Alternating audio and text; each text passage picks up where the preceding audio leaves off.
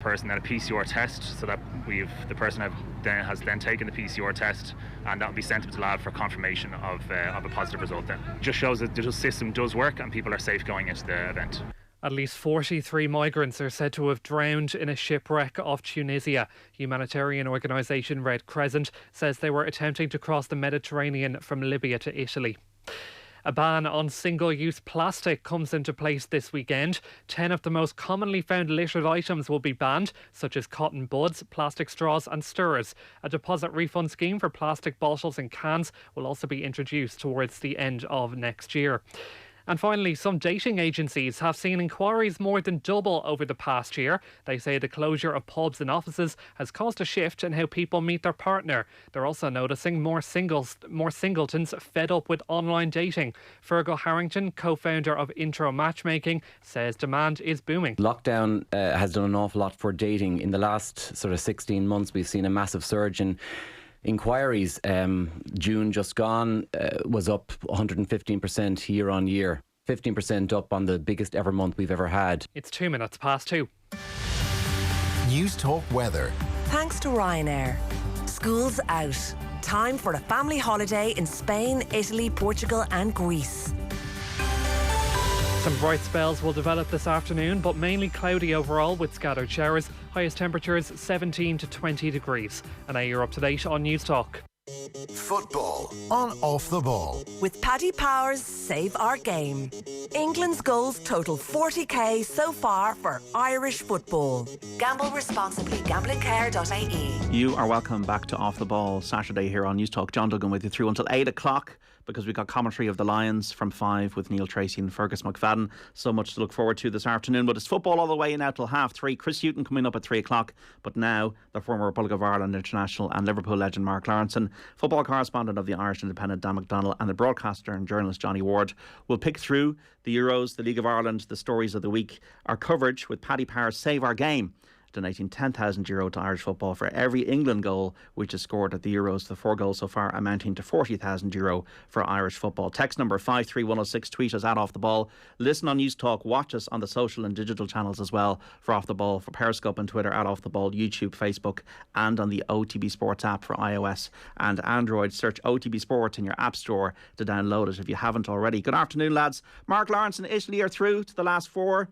Great match in Munich. Nicolo Barella and Lorenzo Insigne with 2 lovely goals, and a lovely part of the game was their beautiful attacking play. But they also threw in the Italian gamesmanship. It was a classic Italian performance. Yeah, it was. They still remain for me the best team in the tournament, John. Just the way they've gone about everything, and I think even though they weren't spectacular last night, as you said, they managed to get the job done, but. They're also good at the dark arts, aren't they? That's one thing about the Italian teams. But, yeah, it was a good game. And Belgium, perennially just bridesmaids, aren't they? They just can't quite get there. But, you know, when you consider the talent that they've got in the side as well, but just not quite good enough. And we always thought defensively that they were going to struggle against the better teams, which is exactly what happened. Have they squandered that amazing talent? Have they squandered it? Yeah, possibly. I think the time most definitely was 2 years ago for the World Cup, when the centre backs obviously were 2 years younger, more mobile, etc. And that's really when they should have won it for me if they were ever going to win it. But they've got some really really talented players. So yeah, they probably have squandered it a little bit. But look, you know. It's tournament football, isn't it? That's the thing about it, and you just need one bad day and you can go out. And we've seen that before, and also we've seen it so many teams that actually win these competitions, when they get to the knockout stage, they have one game where it looks like they're going out, and they manage to obviously salvage a result out of what it looked like a defeat at a time. And that for me is always a point of a team that's going to go and win it, because nobody ever just breezes through all the games, and it's very very easy. So. Yeah, I think Italy are very, very good. I fancy them to win it. I really do. Leonardo Spinazzola going off with Achilles injury. Really tough to watch him. So upset about that. They've got a real unity of purpose, don't they, under Mancini? They really are playing for the crest. Yeah, and I think also I think he sets his team up as though he was going to play in it, John. As in, he would like to play in that team because of the way they press, but because, you know, the passing, the interchanging, the movement, the pace at which they play as well. He would have absolutely loved that. I mean, he was a brilliant player, Mancini, and I just get the impression that they love playing that way as a group and as a bunch. But they're also really, really enjoying the football. I mean, they haven't been beaten for God knows how long.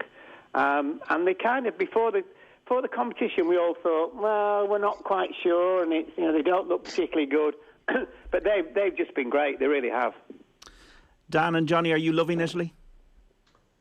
Oh, yeah, it's hard not to warm to them, to be honest, John. Like, even go back to the jazzy squad announcement they had at the start of the thing, and they just seem to be enjoying it. I know that's like, I mean, you think, well, everyone should be enjoying it, but that's not always the way with the sort of the major tournaments for certain countries. You know, they spend a lot of time away together, and you know, you can see sort of fractions and stuff, and even you hear about some of the French fallout, you know, and what's happened there, and you think, is it a coincidence that team sort of rocked, you know, when maybe they had a couple of issues there, whereas the Italian thing, you see the scenes on the plane last night, and even with Spinazzola, like a bit of a tribute to him, and just the way they play with sort of a great sort of attacking expression, but also myself and Johnny both didn't see either of the full games last night. But on the whole, yeah, on the whole. On reporting duty, but it sounds like they also did the cynical stuff in the second half as well, which is also what you have to do, you know, in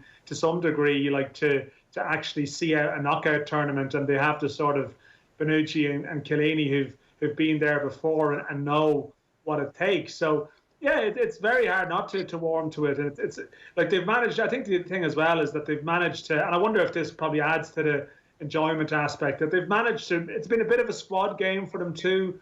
The sense that they've managed to actually rotate a couple, like, you know, Locatelli and a few players who were prominent early in the tournament didn't play last night, but didn't start, you know, and they've managed to sort of, you know, the one challenge is obviously the big challenge is going to be losing Spinazzola, and is it maybe Emerson from Chelsea who comes in there, and that's obviously something they're going to lose. But no, it's definitely, listen, I think they seem to have become the sort of maybe a slightly unlikely darlings of the competition, and sort of see where it takes them now. They've made it to Wembley. Like, you sometimes do feel with these teams that get a momentum behind them, they can, well, it can be halted at some stage, but maybe the Austria game, which, you know, was a bit of a struggle for them, you have to remember, you know, maybe that was that moment for them, and now they can just kickstart themselves all the way forward to the finish line.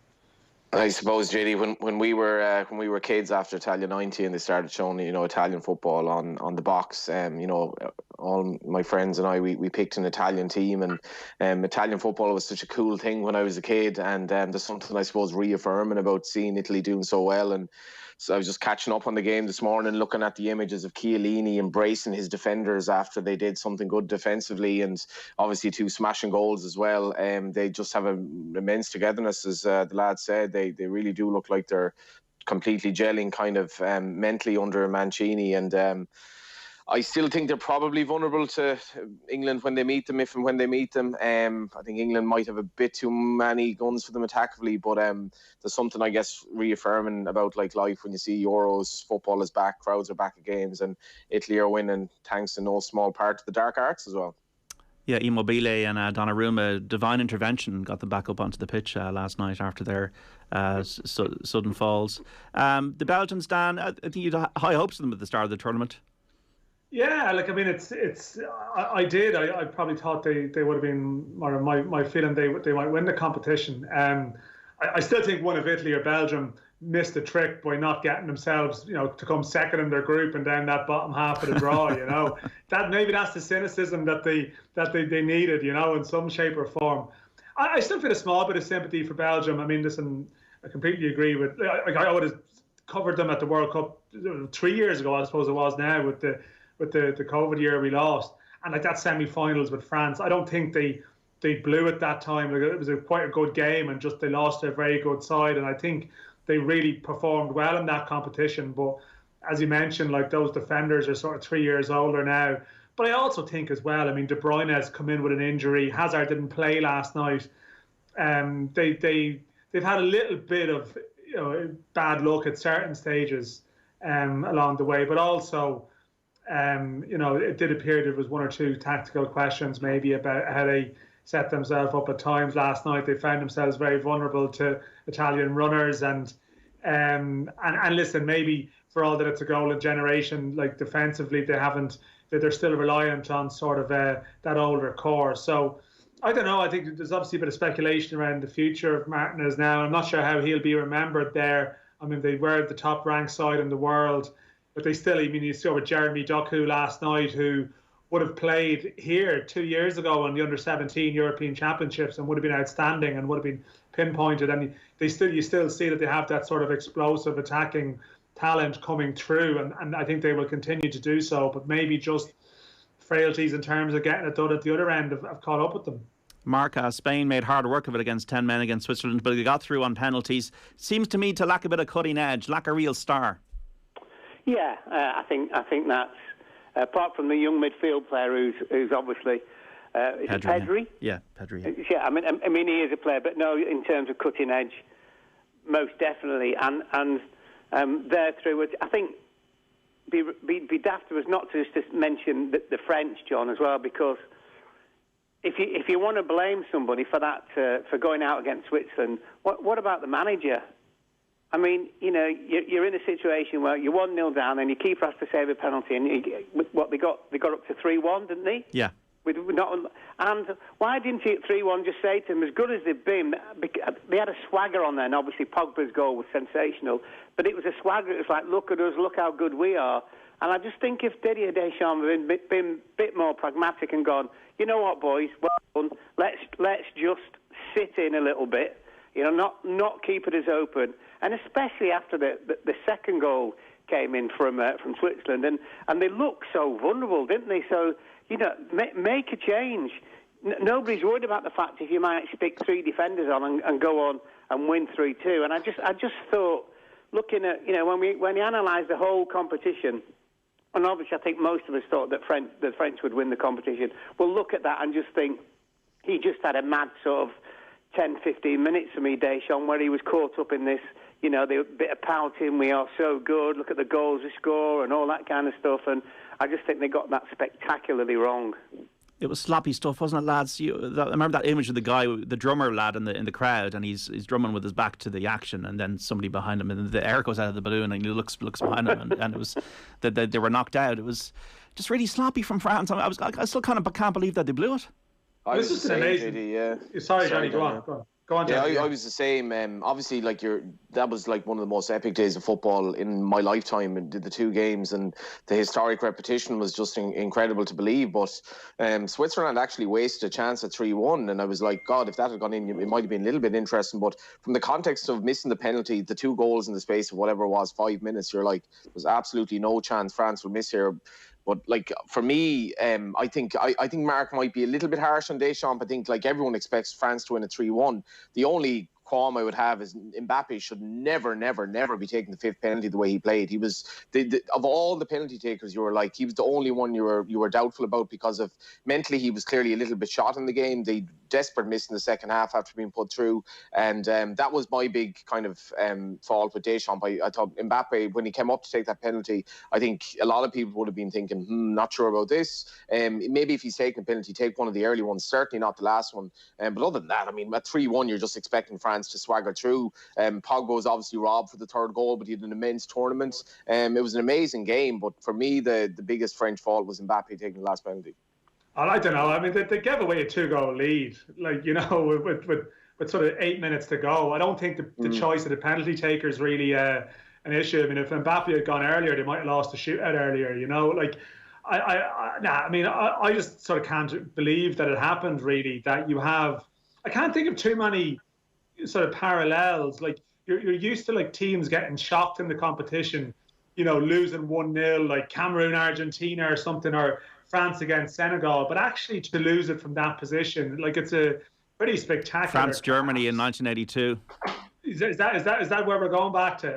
That's you just imagine the underdog upsets are like a 1-0 where they hold on, not coming from 2 goals down, and really that I think whether it's Deschamps or whether it's just the players themselves, like, you know, you imagine that, like, in some respects, do the players even need the instruction to just manage the game? Like, that they see the game out? Like, you go back to, think back to that France-Belgium game in 2018, like, it was 1-0 and they actually sort of managed it really well, that situation, in a real tense knockout sort of affair. So it's just like the handbrake come off. They lost the run of themselves completely. So it's obviously there's a collective failure there that goes from the management to the senior players. It is 24 points apiece between Ireland and Japan in the match at Lansdowne Road, with Joey Carberry lining up a kick. Does Mbappé need to get out of PSG, Mark? I don't know. I mean, once you've sort of won the league there, which obviously he has on a couple of occasions, it's one of them. It's obviously it's just I find it a strange league, John. It was obviously much more difficult this time because they were more competitive, the teams around them.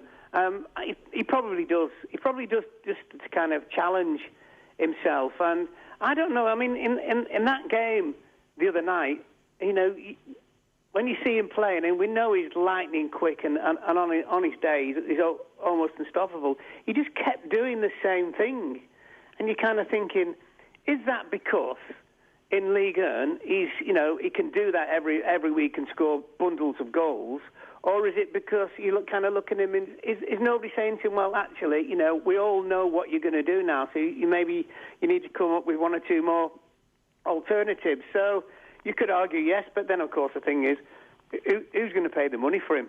Who can afford to pay the money for him? And probably the only team who can afford to pay the money for him is PSG, where he is. Yeah. Well, Real Madrid always seem to find a way of getting the money. Well, listen, they're a billion euros in debt. I mean, how does that work? And Barcelona, they're not far off. I just really seriously do not get that. Now we know why they wanted the European Super League so badly. But how do you get yourself into such a mess? It must just all be about egos in terms of the presidents. It was definitely an interesting tournament in terms of the two big names in that French team, Mbappé and Pogba, because Pogba completely stepped up to the plate, and for whatever reason, Mbappé didn't. Yeah, absolutely. It was interesting, lads, hearing I mean, like, I know you saw Mbappé even walk off the pitch after he missed the penalty, and like there wasn't even players coming up to him. And you're kind of wondering just what's actually going on there. Has he been happy? And this story that came out about Rabiot's mother apparently going up to this was the big story in France in the aftermath. It's never a good sign when you have a sort of a player's mother on the warpath afterwards. But apparently going up to first of all berating someone in Pogba's family for his mistake before the third goal, but then apparently, you know, going to Mbappé, and I think it was Mbappe's father, and saying his son was so arrogant. Could he do something about this? Which is, I mean, listen, all this stuff comes out in the wash when, you know, things go badly. But there clearly was some feeling there in some shape or form that Mbappé wasn't in a great place during the competition, that he wasn't happy. So you're kind of wondering, is there something in his situation behind the scenes that's troubling him? But like, in some ways he's so young and he's such a high bar, he's achieved so much so soon, it feels harsh to sort of train in on him. But it was just very hard not to watch the game and just be struck. Even the miss in extra time and the sort of how he was carrying himself after it, he just looked really, really upset in some shape or form. So you'd imagine there's probably a big summer ahead of him, because you can only assume in France the scrutiny he's coming under now is probably pretty heavy and pretty serious. Rabiot's mother has been like a very, if you read on his career, she's been like this overpowering figure, and it's actually remarkable. You don't see that, and he was obviously deployed he was completely out of position on the left side, which I think Switzerland tried and did exploit at times, and he didn't have a good game either, and he's a gifted footballer. He was definitely one of the players who failed against the Swiss. You talk about happy camps and unhappy camps. England seemed a very happy camp, Mark, and as a defender, how impressed have you been with the fact that they haven't conceded a goal? Well, no, it's good. You know, that's all you can basically do in the tournament. If you're not conceding, you get out of the groups. That's the first thing. But I think, you know, they're very, very heavily reliable on the defensive effort, because they've got obviously Rice and Phillips generally in front of the back four. Sometimes it's actually a back five, if you will, plus those two boys. So I think Messrs Southgate and Holland, apparently they've been looking at the tournaments over the however many years, and they decided that they were going to be cautious, and it's so far so good. I thought they were good against Germany, although, you know, Werner basically he scores goals, but he's not a goal scorer. His chance in the first half, really, you know, a goal scorer would have just dinked it over the goalkeeper there, and obviously would have been different from England's point of view. But no, they've been good. Sterling's obviously popped up in the right moments, and Harry Kane got his goal. They can change it off the bench. I think they get to the final. To be honest with you, I don't see a massive problem today against Ukraine, and then the semi would be at Wembley, I think, wouldn't it? And of course, that possibly, obviously, then means they're in the final and maybe against Italy. But yeah, you know, everybody keeps every time I walk down the street, everyone keeps humming to me. Football's coming home. They expect you to sing it. They'd probably forgotten your Republic of Ireland international. Well, no, they've not forgotten because I keep telling them. Good man. I think, Lauro, that like when you're looking at teams that win tournaments, you probably need a little bit of luck. Muller's chance, like, so 1-1, I'm wondering, England, they've just gone ahead. Muller should score this. Mentally, they're going to wobble. And after that, you're wondering, like, is their name actually on the tournament? Yeah, and I think you're absolutely right. And I'm pretty sure when you're in it, there's always a day or a game where, as I said at the start of the programme, where you just get through. And there's that little look at each of your players and your teammates thinking, hey, crikey, we could go a long way here. We could actually go and win it. And I think that's exactly where they are at the moment. Listen, Southgate's done really, really well. Obviously, first game against Croatia, they played well for sort of 30 minutes, which was enough. They looked Neanderthal against Scotland, but that was always going to be the case. And you know, he's just kept this very kind of steady line with them, which is, look, you know, we're through, we're not conceding. Yeah, we can play better. Yes, we could possibly play with a little bit more flair, but he's bit more flair. Sorry, but he's never really had to change the game in terms of them being down. So that's the next thing. But to be quite honest with you, I don't see that happening today. I don't see them being behind against the Ukraine. I really don't. Should he be more attacking then in his lineup? No, I don't think he has to be, John, because I think he'll win anyway. Even, you know, if he goes with his 3 centre backs, 2 wing backs, the 2 boys in front, because they keep winning. Forget the Scotland game, because that was always about the War of the Roses and all that. But you know, so forget about that. He's got through with relatively little scares. They're not a great watch, but they've had outstanding results. So Sancho, Bellingham, Mount, Foden, you don't think any of them need to be in there? You'd sort of, I think you might want to play Mount, because he really, really does rate him, and you know, the fellow looks to change the game and stuff. But he's sat there. Gareth Southgate sat there in a fab position, because he's got all these players that he can play. And I mean, you know, the world and his wife have picked the team for him tonight, etc. But I think very much he'll just look at this and just think, look, you know, if we could win this early and maybe even get a couple of goal lead, then I think he'll change it. Then I think, you know, the 2 boys, the Sanchos and the Bellinghams, might get a chance to play in that. But he's not worried, because, you know, his team just keeps winning, Scotland apart. So why would you drastically want to change it? And the more that you play together, that it does become easier, because then you understand. It's a bit difficult, obviously, than club football, because in club football you train every day together, you're playing all the games together, and when you go and play in international football, you know, you might not have played that many games with the guy who's next to you. So they're getting that as well now, because they generally all know what each other what the strengths and weaknesses are. They have Zinchenko, Ukraine, Mark, but you don't see them troubling England. They have conceded, 6 goals in the competition. They've lost 2 matches. But they've got a bit of spirit, and they've got Shevchenko on the side. Oh, yeah. And they've got... Listen. They're batting above their average, aren't they? There's any doubt about that whatsoever. They'll be absolutely, totally delighted to have got where they've got to. But I just don't see... I just look at England in regards to Ukraine, and I just think they're stronger. They're stronger in nearly every department. I think mentally stronger as well. And I just don't see them troubling England at all. Cue the hype, lads. Cue the bandwagon to middle of next week. Yeah, listen. It is there for them. There's no doubt about it, and it's funny. Like, you look at it from Irish eyes sometimes, and you think, yeah, they've had a bit of luck, but actually, you know, in reality, like, by being steady and being solid and being what they are, they've earned it. You know, like, they've earned where they are. And really, you know, France sort of capitulated. You know, Belgium have gone out. You know, Spain even sort of got themselves onto the wrong half of the draw by being for dropping off in the group stages. So a couple of things have got their way. Yes, they do have a lot of home advantage in the competition, which is but that's the quirks of the competition, the way it was devised. But you know, they are where they are now. At the same time, I still think England are at their most dangerous when they're expected to do something. You know, in the sense that it does appear to be there for them. But it is, you know, in recent years, like, that hasn't always been their friend, albeit they're a different animal to the England team that lost to Iceland. They're a different level in a lot of places to that. But I just do think it's knockout football, and I think, I think they'll beat Ukraine. I do think that, but I was reading an interesting piece today. I think it was Miguel Delaney's piece about how Ukraine, they're a super fit side. Like, they've run something like 50 kilometres more than England in the competition.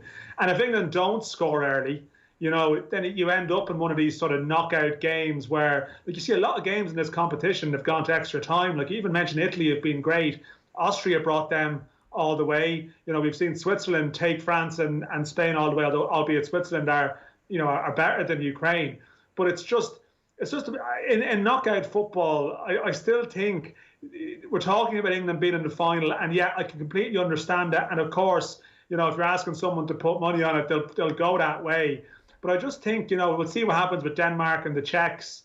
Like, I don't think it's an absolute penalty kick that they're there, because they're probably dealing with a really stifling pressure now, that's only going to grow and grow and grow. And if you play someone now, like, I don't know, I'm not 100% sure Denmark will even get through later, because at some stage they might hit a crash with this momentum that they've had.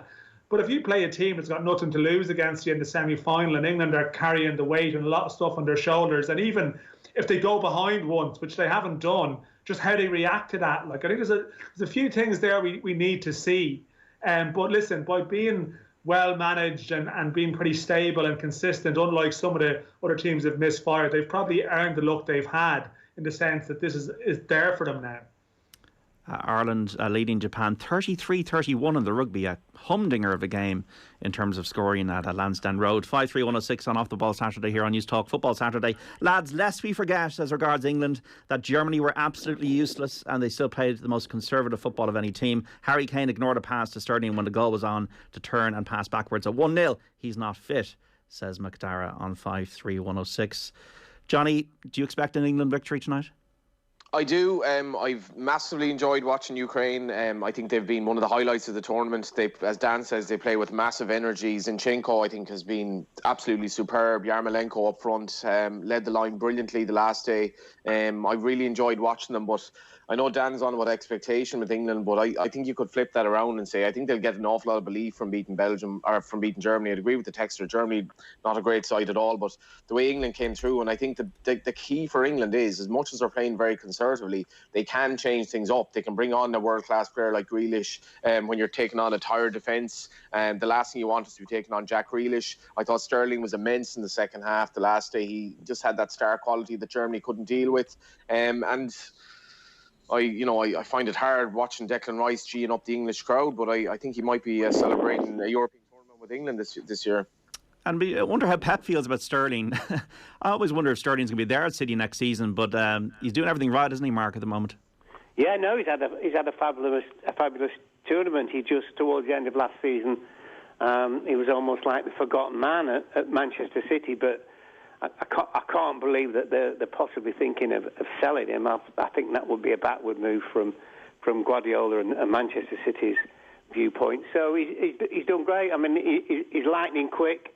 He's always got himself into really, really, really good scoring positions because of his pace. I wouldn't say he's a particularly great finisher, but, you know, so far with the chances he's had, he's made it look very, very easy. And every time the ball kind of breaks in the penalty area, it's coming to him. So he's on fire. And I do think that obviously Kane improved the other night, and I think they got a little bit more service into him as well. He'll also be better off for the goal. And just the confidence from actually, you know, beating the nemesis, I think will be massive for England. And I think they might play with a little bit of a swagger as well today. The Czechs and Denmark, I find it very hard to call. Mark, how do you see it? Can't. 50-50, John. Really seriously is. I mean, I think the majority of us would love for Denmark to go through. But, you know, the Czech Republic, they're a tough nut to crack. They're big, they're tall, they're strong, they're athletic. They don't have too many outstanding players, but they've got a lot of good players who play and all know the jobs. And I think we might be a penalties job this, mate. Patrick Schick has been banging in the goals for the Czechs. And you wrote a piece about Denmark, I think, today in the paper, didn't you, Dan? Yeah, well, I mean, listen, Denmark's pretty interesting. You know, Kasper Hjulmand, the manager.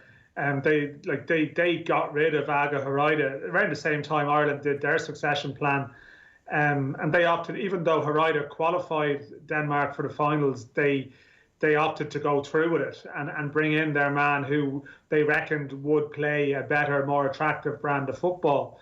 But that has come to pass. I guess the gamble has worked.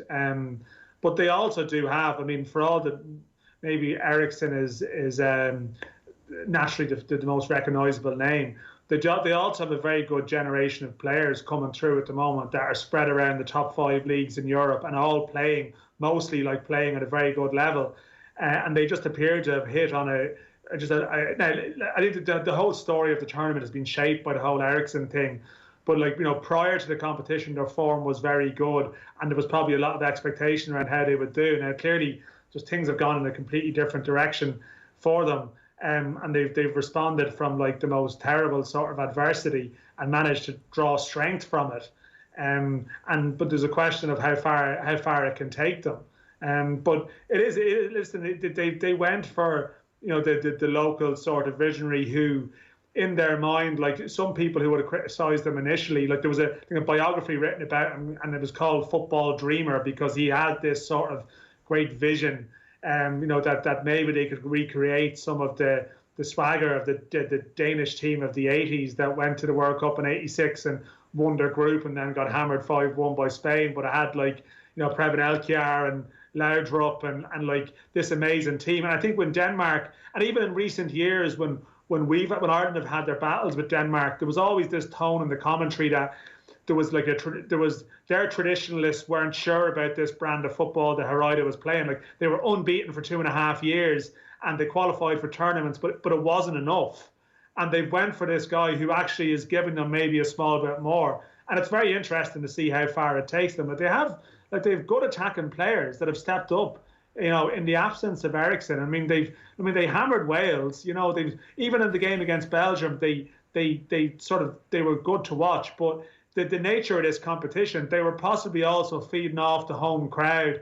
And then in the round of 16, they played in Amsterdam when there was no Welsh fans there. And all of a sudden, you're taken off to Baku now to play against the Czech team that, as Mark says, like they look like they're very built for knockout football, that Czech team. You know, they're pretty durable, but they have some good attacking players who are very good on the counter and just look like the type of team that, you know, in knockouts could surprise people. So I think it's a very interesting game, and it could go all the way.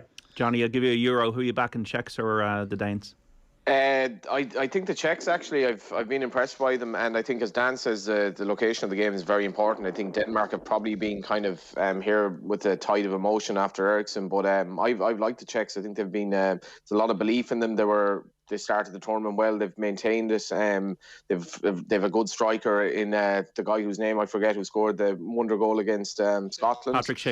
Patrick Schick, and I'm surprised at how Denmark have come. But it's the amazing art of this tournament is that I think like Denmark, how absolutely out of it did they look earlier in the campaign, and now all of a sudden they're like a single figure price to actually win the tournament. But I do fancy the Czechs today. I think that they might have one over them. Okay, we got to take a break. Ireland 36, Japan 31 in the rugby. And let's get an update on Galway and Dublin in the Leinster Senior Hurling Championship semi-final. And not going all Galway's way, Tommy Walsh. No, John, we have a humdinger here in Croke Park. It's 8 points to Dublin, 6 points to Galway, 34 minutes gone on the clock. It probably looks like a game where Dublin have played a championship game and Galway haven't. In the first few minutes, Galway had plenty of possession but kept going for goals. Joe, the 21-yard free out in the kind of left of the goal, went for a goal which you wouldn't normally do. Joseph Cooney, the chance of a goal. Then Joe had another chance of a goal. It was a great save from Alan Nolan. He's been very busy in this first half. 8 points to 6. In fairness to Dublin, they're out in front for everything. They're really taking the game to them. They look like a team that's playing with, no weight on their shoulders and enjoying their hurling. They had a great win against Antrim. Everyone was predicting that Antrim were going to surprise Dublin, I suppose, last weekend, and they went on and had a fantastic performance, and they're taking that form right here to Croke Park today, and it's great to watch. And I would take nothing away from Galway. It's not that they haven't shown up, they're trying really hard. It's just they look like a team that it'll take them a while to get into this championship game. So Dublin had a 4 or 5 point lead about 10 minutes ago. They have it back to 1. Dublin scored another point to bring it out to a 2 point lead. So it's a great game here in Croke Park. For Dublin, the 2 magical points from Dara Gray, the number 5, playing wing back up along the Hogan stand here from about 65-70 yards out, straight over the bar. Ryan McBride, the midfielder for Dublin, he scored 2 fantastic points. So it's a great game. Joe, who was trying to attempt to break the record today, he has scored 4 points so far in the first 35 minutes. Sideline to Dublin, around midfield underneath the Cusack stand. 8 points to Dublin, 6 points to Galway, 35 minutes gone. Okay, thanks so much, Tommy Walsh. Fascinating stuff at Croke Park. This is Off the Ball Saturday on News Talk. You can text us 53106 on football. We're back after this. Football on Off the Ball. With Paddy Power's Save Our Game. Donating at least 100,000 to Irish football via England goals this summer. Gamble responsibly. Gamblingcare.ie. We're funny creatures, us humans. Impulsive, stubborn. We procrastinate for eternity and make decisions on a whim. Can we ever say with complete certainty where our choices are going to take us? Just remember, once in a while, we get it right. You'll never take a wrong turn with Toyota, the world's best-selling hybrid electric cars. Toyota, built for a better world. Claim source, EV volumes and industry data. See toyota.ie/verification. At Harvey Norman, we've got big deals on sofas, dining tables and home accessories. Save up to 50% on our stylish range of handmade sofas. Accent chairs from a low €149. Dine in style this summer with dining tables from as little as €159. Plus, save up to 50% on our stunning range of mirrors. Shop these big deals and more online at harveynorman.ie or in our spacious stores. Harvey Norman, your appliances, technology, furniture and bedding specialists. Go!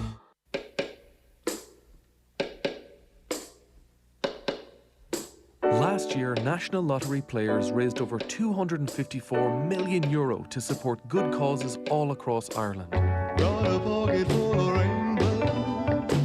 You make this possible. The National Lottery. The new Dunnes Stores app puts better value at your fingertips, so you'll never miss out on savings. Your 10 off 50 grocery vouchers are always just a swipe away. You can also track and earn Value Club points and browse our latest grocery offers. And when you download it today, you'll receive a one-time 10 off 30 welcome voucher. So all you need to do is grab your phone and start saving. The new Dunnes Stores app, available now wherever you get your apps. Terms and conditions apply. Welcome voucher can be used on next grocery shop of €30 or more. Afternoons are easy with InsureMyVan.ie, Ireland's low-cost van insurance specialist. Get your business back on the road with InsureMyVan's best price guarantee. For super savings, visit InsureMyVan.ie. City Financial Marketing Group Limited, trading as InsureMyVan.ie, is regulated by the Central Bank of Ireland. There are places where no planes will ever land, lands that no trains will ever crisscross, where instead you travel from left to right across white plains. This summer, discover a world without travel restrictions. Escape into a great Irish book. Take the van to Barrytown, journey to Brooklyn via the Star of the Sea, or board the night boat to Tangier. Find your summer read now at onpust.com/readers wanted. On Pust, proud sponsor of the Irish Book Awards. What do you look for in a staycation? Is it long, sandy beaches and rugged coastlines? Is it ancient castles and majestic gardens? Or is it picturesque towns and villages? Fingal has all this and more, right on Dublin's doorstep, but with the breathing room of the countryside. Explore a world of adventure during the day, and in the evening unwind at one of our top-class hotels, bars or restaurants. Plan your trip now at fingal.ie/visitor. Coming soon, a sci-fi sequel that's driving critics wild. I'm back, Mary. It's time to celebrate. Time is the one thing we can't afford, John. You're wrong, Mary. With the M50 video account, I can save time, money, and pay me tolls automatically. This is the greatest story ever told. Time Saver 2, out now. Perfect for occasional M50 road users. No fees associated with this account. Sign up at eflow.ie. Tolling is a vital source of funding for the operation and maintenance of our national roads network. Chris Pratt stars in the Amazon original movie, The Tomorrow War. We are fighting a war 30 years in the future. Our enemy is not human. The fight for tomorrow Run! begins. Do you want to see something really dangerous? I feel like that's all I've been doing since I got here, but okay. Experience the movie event of the summer. Oh my God. Did you tell it to die? Yeah. Why didn't you tell it sooner? The Tomorrow War, rated 12A, now streaming only on Prime Video. Football on Off the Ball. With Paddy Power's Save Our Game. England's goals total 40k so far for Irish football. Gamble responsibly. Gamblingcare.ie. You're welcome back to Off the Ball Saturday here on News Talk. John Duggan with you through until 8 o'clock this evening, because we've got commentary of the Lions against the Sigma Lions from 5. Just to let you know about the Irish Open, Lucas Herbert, 15 under par, is leading in the third round by 3 from Justin Harding and Johannes Veerman. Cormac Sharvin, best of the Irish, 7 under par.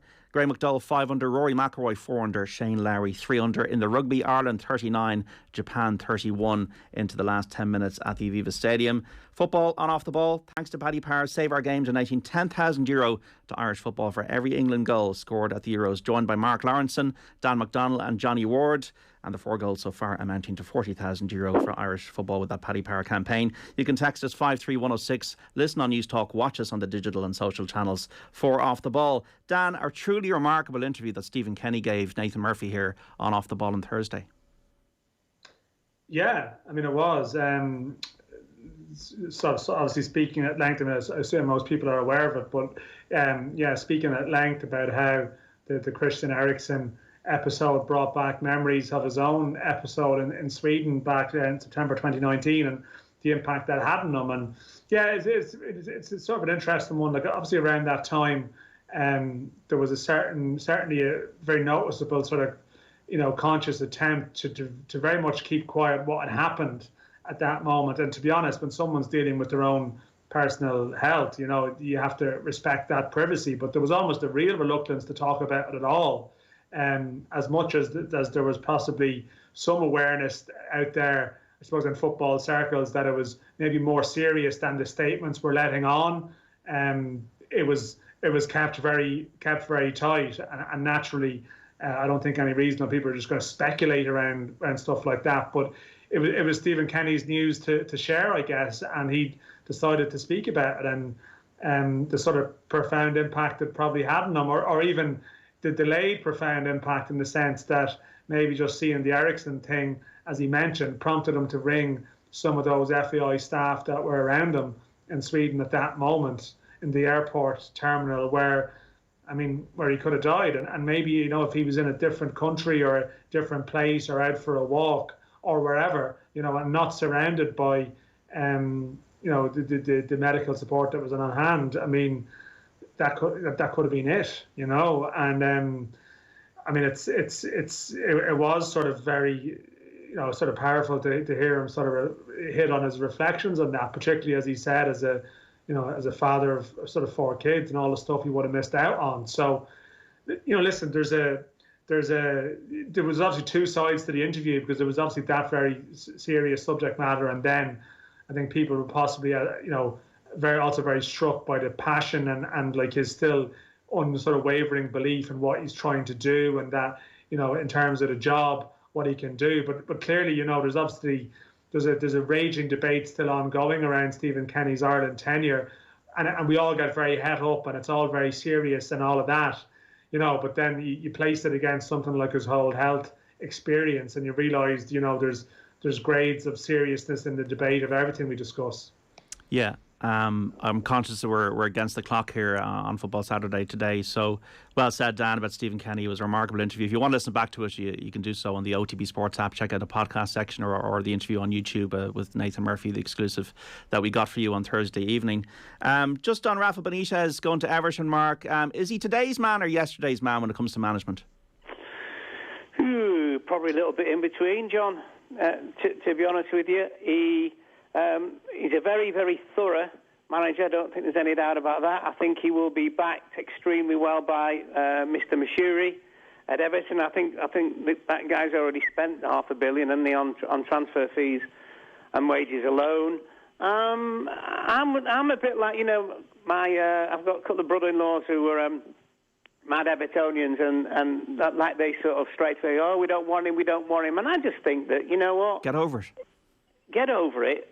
And listen, we know what football's like. We know what football supporters are like. We're all the same. And if they go and win the first 6 games of the season, it'll be a genius. So it remains to be seen. And I mean, I'm not sure. Did I tell you the other day about the story with Rafa and Steven Gerrard when Steven was at Liverpool? It's not about well done or anything, is it? Or? No. It's about. So it was international week coming up, but Liverpool had played at home at Anfield on the Saturday and won. And Stevie G was walking down the corridor towards the players' room, and Rafa's secretary came out and said, "Oh, can you just go and see Rafa? He wants a minute with you." So Stephen went in, not particularly thinking about what it could possibly be. And when he got in, he got delivered a DVD into his hand. And Rafa said, he said, "When you're away with England and you'll have lots of time, just have a little look at that." And Stephen then kind of thought, "Oh, right, great, this will be good." It was all his bad bits. He'd put together, like, you know, misplacing the ball, missing a chance, and all those kind of things. But that was just Rafa, because, you know, he realised that this fellow's like an unbelievable footballer, but he wanted him to be even better. So it'll be like that at Everton in terms of the nth degree. He will demand absolutely everything out of them. Listen, you know, I hope he does well. And I tell you what, when Everton go and play at Liverpool, I'm pretty sure he'll get a fab evasion, Rafa. But obviously they'll want to stiff him 5-0. Of that, there's no doubt. How do you retain the popularity of the players, though, if you're like that? Well, I think he's very honest. And, you know, I think generally, tactically, where even if you think he's yesterday's man, tactically, the last few clubs he's been at, he did well at Newcastle. But he does have this ability to get players play for him, and he does have this ability where they're not like the French or sometimes the Dutch, where they have a big row and everybody falls out and hates each other. He never seems to have that. He did. I know it's a long time ago. He did a brilliant job at Valencia. You know, when they won La Liga, etc. So, and he's approachable. He just doesn't kind of look approachable. But I think he's very much a human being, Rafa, as well. And despite what you may see when you look at him, I think there's a really nice side to him as well. But he's extremely driven. I mean, obviously his missus and his 2 kids will be delighted, because they've never ever moved from the Wirral, which, as you know, just like through the tunnel. He's only about 20 minutes away, so they'll be delighted. Or maybe they won't. Maybe they got used to him not being there. Were you at Bowes last night, Johnny? I was indeed, yeah. It was a pulsating game, and as has been mentioned a lot, I mean, how these 2 big games, obviously Shamrock Rovers and Dundalk, were lost in the sense of the Euros being on. I did a Chris Kamara, JD. I completely missed Ian Birmingham's red card. Were you on TV? Filed a report for RTE saying it was 10-man Bowes. It was actually 9-man. So thankfully I didn't have Jeff Stelling, you know, having a pop at me. But it was the Dawson Devoy show. He was absolutely phenomenal. And if you're maybe going to go to a League of Ireland game when crowds resume, go along to watch Bowes. Watch this kid, because he's not going to be in Ireland very long, I think. You were at Rovers, Dan, a 3-1 win over Dundalk. They came from behind. They're top of the league. I'm also interested, Dan, because I know you know him. Matt Doherty, do you think Nuno's move to Spurs would be good for him? Sorry, yeah, the Rovers was certainly relevant, and they have a big Champions League game next week, so it's a weird crossover time of the year, JD, where you have sort of big European games overlapping with like the end of the Euros. It's interesting. But Matt Doherty, bit of Spurs. Yeah, listen, it should be, you know, like I certainly, like, you saw the news and you think, well, you assume Matt Doherty's happy. Like, it seems, I know he left Nuno's club, but obviously, you know, Nuno was what, Mendez's first client, wasn't he? And Matt Doherty is with that agency, he's with Gestafood. So, like, you assume people in that stable sort of remain on good terms and know that players come and go sometimes, and this is what happens. So I can't imagine there's any sort of bad blood lingering from that. So, yeah, I mean, like, as much as Matt Doherty seems to have spoken quite publicly positively about Jose, I certainly, from speaking to some people who have been watching the games at time or having knowledge, they sort of would have felt Jose would have been a bit tough on him on occasion, and Matt sometimes maybe needs that bit of needs that sort of friendly arm around the shoulder from a manager on occasion, and clearly Nuno got the best out of him. So we'll see what system he plays. Like, will he try and play the same sort of 3-4-3 with Spurs, you know, that he did with Wolves? Does he have the personnel that's necessarily suited to that?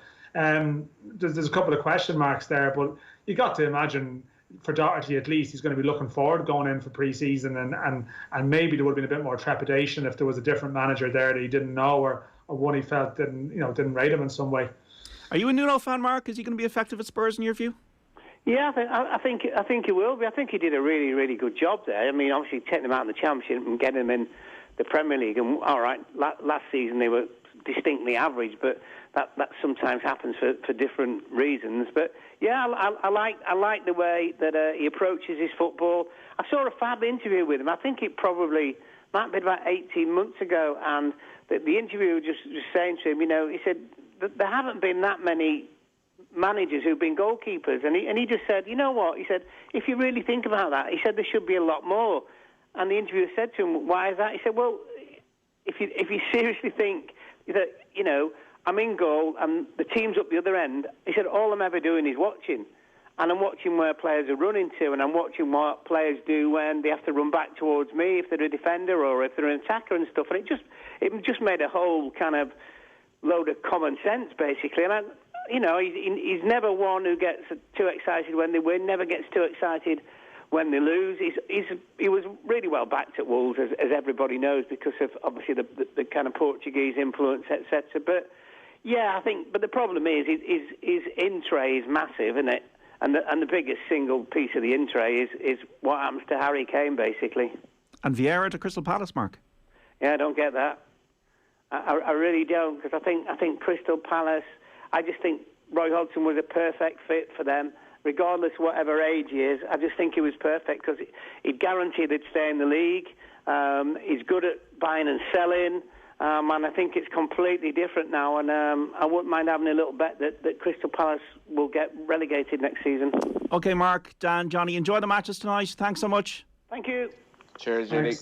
Dan McDonnell, Johnny Ward and Mark Lawrenson on Football Saturday. Ireland have beaten Japan 39-31 at the Aviva Stadium in front of 3,000 fans, and we'll get an update from Tommy Walsh on the hurling as well. After the break, Chris Hughton's coming up. He played every minute for the Republic of Ireland at Euro 88. I'll be speaking to the Nottingham Forest manager after the news. This is Off the Ball Saturday on News Talk. Do not go away. Football on Off the Ball. With Paddy Power's Save Our Game. England's goals total 40k so far for Irish football. Gamble responsibly. Gamblingcare.ie. This weekend on News Talk, we've teamed up with the Insolvency Service of Ireland to offer insight and advice on debt and financial struggles. Find out how the ISI can help at newstalk.com/tips. Tech Talk with Jess Kelly. On the latest Tech Talk, we'll hear about the reality of broadband in rural Ireland. Sue Murphy will explain the exclusive portal on Disney Plus that will showcase Black Widow, and a restaurateur will explain his tech solution to streamline the stock management process. Tech Talk with Jess Kelly. Thanks to Think. Visit thinkpm.ie.